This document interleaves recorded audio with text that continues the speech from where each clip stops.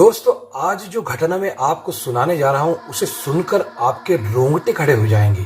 क्योंकि ये जो घटना है ये एक रियल स्टोरी है, एक रियल घटना है जिसका आज तक भी पता नहीं चल पाया है कि ऐसा क्यों हुआ। ये घटना है एक बस की जो निकली तो थी अपने रूट पर जाने के लिए और अपने रूट को तय कर कर उसे अपने लास्ट स्टॉप पे जाना था, लेकिन वो मिली वहां से 100 किलोमीटर दूर एक तालाब के अंदर। और जब उसके टैंक को खोला गया तो उसमें डीजल की जगह मिला खून। आज तक ये पता नहीं चल पाया कि ये बस 100 किलोमीटर दूर कैसे पहुंच गई और उस बस के साथ क्या हुआ था। तो आज की जो कहानी है वो उसी बस के बारे में है। आपने भी इस घटना के बारे में सुना होगा। ये घटना है चाइना की और रूट नंबर 375 हॉन्टेड स्टोरी के नाम से अगर आप इसे गूगल करेंगे तो आपको इसके प्रमाण मिल जाएंगे। तो शुरू करते हैं आज की कहानी। दोस्तों, ये घटना है 14 नवंबर 1995 की और इस दौर में सीसीटीवी कैमरों का भी चलन चल पड़ा था। ये घटना चाइना की है। ये बस निकली थी अपने डेस्टिनेशन की ओर। इसे 15 से 20 स्टेशन तय करके अपने डेस्टिनेशन जो कि 16 किलोमीटर दूर था वहां जाना था। ये बस जो है ये अपने रूट की आखिरी बस थी। इस बस के अंदर एक ड्राइवर था, एक लेडी कंडक्टर थी, एक कपल था और एक बूढ़ी औरत थी। और बूढ़ी औरत के 2 सीट छोड़ के 22 साल का जवान लड़का बैठा हुआ था।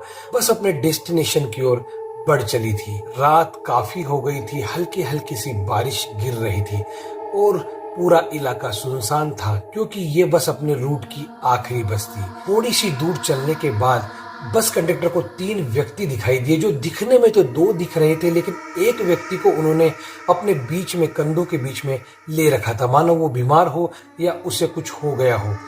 बस कंडक्टर ने ध्यान नहीं दिया और बस को आगे की ओर बढ़ा ली। लेकिन फिर उसने सोचा कि ये बस तो अपने रूट की आखिरी बस है, क्योंकि जो तीनों लोग थे वो बस स्टॉप पे खड़े ना होके थोड़ी आगे खड़े थे और बस को अपने स्टॉप पे ही रुकना था। फिर भी कंडक्टर ने सोचा कि लास्ट बस है, हो सकता है उस व्यक्ति के साथ कोई परेशानी हो, इन्हें उसे हॉस्पिटल लेके जाना हो या कहीं और लेके जाना हो या उसकी तबीयत खराब हो। तो उसने अपना बड़ा दिल दिखाते हुए बस को रोक लिया और उन तीनों को बिठा लिया। वो तीनों लोग आके सबसे पीछे वाली सीट पर बैठ गए और बस फिर आगे चल पड़ी। 3 से 4 स्टॉप के बाद बस का सफर खत्म होना था। तब वो जो कपल थे वो भी एक स्टॉप पे उतर गए। अब बस के अंदर केवल वो बूढ़ी औरत और वो 22 साल का जवान लड़का और कंडक्टर और ड्राइवर था। जब बस चल ही रही थी तब बूढ़ी औरत उन तीनों लोगों को बड़ी ही घूर घूर के देख रही थी। उसे उन तीनों लोगों पे शक हो रहा था, क्योंकि जो ये 3 यात्री पीछे बैठे थे इनका पहनावा बहुत ही अलग तरीके का था। इन्होंने कोई पुरानी सी पोशाक पहनी हुई थी जो पुराने जमाने के सैनिक या पुराने जमाने के चाइनीज लोग पहना करते थे। वो पोशाक ऊपर से नीचे तक पूरी तरह उनको कवर किए हुई थी। और जो बीच का जो व्यक्ति था, जो उनके बीच में एक व्यक्ति था, उसकी स्थिति को देख के लग रहा था कि या तो वो बीमार है या उसने कोई नशा कर रखा है।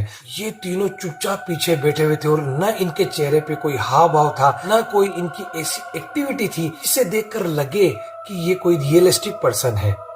उस बूढ़ी औरत ने लेडी कंडक्टर को अपने पास बुलाया और बोला कि तुम्हें इन तीनों को देखकर अटपटा कुछ नहीं लग रहा। लेडी कंडक्टर ने बोला, दादी आप क्यों टेंशन ले रही है?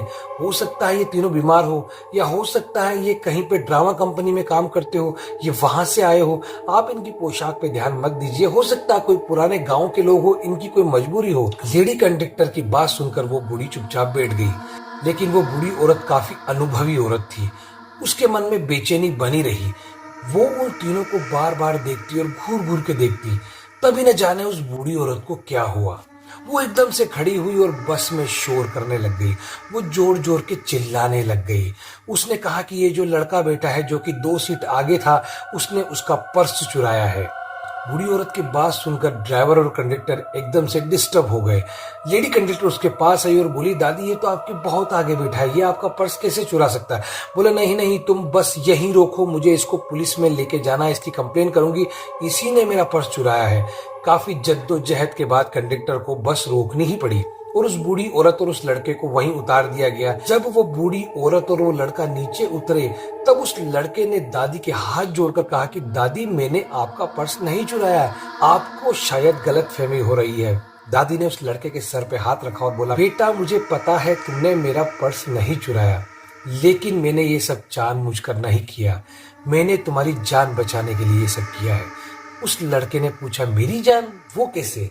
तब बूढ़ी औरत ने उसे बताया कि जो तीनों लोग पीछे के दरवाजे से अभी चढ़े थे और जो सबसे पीछे की सीट पे बैठे हैं, वो कोई साधारण लोग नहीं है, बल्कि या तो वो कोई भूत है या कोई प्रेत है। दादी की बात सुनकर लड़का घबरा गया। उसने बोला, आप कैसे बता सकती हैं कि ये भूत या प्रेत है? तब दादी ने बोला कि मैं जब से वो चढ़े थे उन्हीं ही को देख रही हूँ, उन्हीं को वॉच कर रही हूँ। और बीच में जब बस की स्पीड तेज हुई तो जो उनके कपड़े थे वो हवा में उड़े और मैंने क्या देखा कि जो उनके नीचे का जो पोर्शन है वो बिल्कुल गायब है, यानी कि उनके पैर है ही नहीं, वो तीनों हवा में चल रहे थे। दादी की बात सुनकर लड़का भी घबरा जाता है। वो दोनों डिसाइड करते हैं कि ये बात हमें पुलिस को बताना चाहिए और लड़का और दादी दोनों नजदीकी पुलिस स्टेशन पे जाते हैं और पूरी घटना पुलिस वालों को सिलसिलेवार तरीके से बताते हैं। लेकिन पुलिस वाले उनकी बात सुनकर उनकी हंसी उड़ाने लग जाते हैं। पुलिस वाले बोलते हैं कि आपको शर्म नहीं आती दादी? आप इतनी उम्र की हो और आप ऐसी बात कर रही हो, भला ऐसा भी कुछ होता है क्या? और ऐसा बोलकर उनको वहां से रवाना कर दिया जाता है। लेकिन कहानी में ट्विस्ट आता है अगले दिन। अगले दिन पुलिस स्टेशन पे उसी बस के मिसिंग की रिपोर्ट होती है। पुलिस वाले जब उस बस के डाटा को एनालिसिस करते हैं तो उन्हें याद आता है कि रात को जो औरत आई थी वो भी इसी रूट नंबर 375 वाली बस का जिक्र कर रही थी और वो बता रही थी कि इसमें कई 3 लोग चढ़े हैं जो कि भूत है। उस औरत को बुलाया जाता है, उस लड़के को भी बुलाया जाता है और उनसे पूरी घटना के बारे में वापस पूछा जाता है, लेकिन वो लोग तो बार बार वो भूत वाली घटना का ही जिक्र कर रहे थे। पुलिस वाले उन्हें वापस भेज देते हैं और पूरी तफ्तीश करते हैं। काफी दिनों की तफ्तीश के बाद भी उस बस का कोई अता पता रहता ही नहीं है और उस समय सीसीटीवी सभी जगह लग चुके थे। सभी सीसीटीवी कैमरों को खंगाला जाता है, लेकिन जहां वो बूढ़ी दादी और वो बच्चा उतरा था उसके बाद किसी भी सीसीटीवी फुटेज में वो बस आती ही नहीं है। ये सब देखकर पुलिस वाले काफी घबरा जाते हैं। उन्हें समझ में ही नहीं आता है कि वो बस गई तो कहाँ गई। न उसके ड्राइवर का अता पता, न उसके कंडक्टर का अता पता। जब बस कंपनी वालों से बात की जाती है तब वो बताते हैं कि ये जो बस है ये पूरे दिन में 16 किलोमीटर का रूट तय करती है और इसमें हम लोग उतना ही फ्यूल डालते हैं जितना उसके रूट के लिए जरूरी होता है, यानी कि वो बस कहीं आसपास ही है, दूर तो जा भी नहीं सकती। कंपनी वालों से बात करने के बाद पुलिस अपना सर्च अभियान और तेज कर देती है। वो सोचती है कि अगर बस के अंदर फ्यूल ही इतना है कि वो ज्यादा दूर नहीं जा सकती तो बस मुश्किल 25 से 30 किलोमीटर के दायरे में होना चाहिए और वापस उस बस को ढूंढा जाता है, क्योंकि उस बस का जो लास्ट डेस्टिनेशन था वो था फ्रैगनेंट हिल।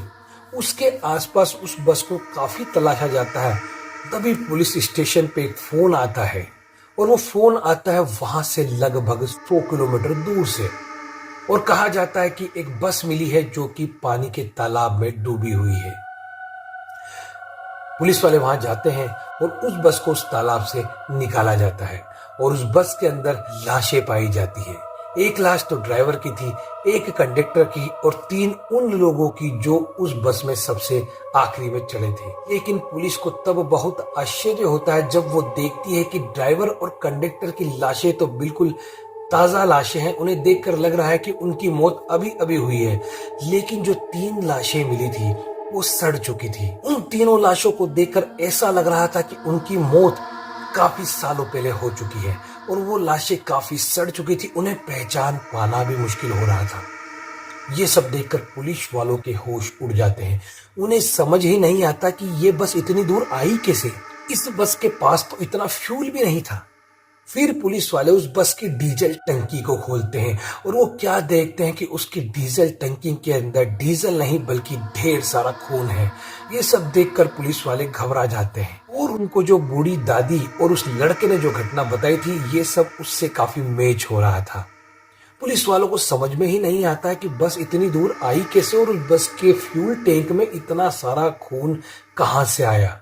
आज भी ये घटना एक गुत्थी बनी हुई है। आज इस घटना को 27 से 28 साल हो गए, लेकिन आज तक इसका कोई भी निचोड़ नहीं निकाला जा सका है।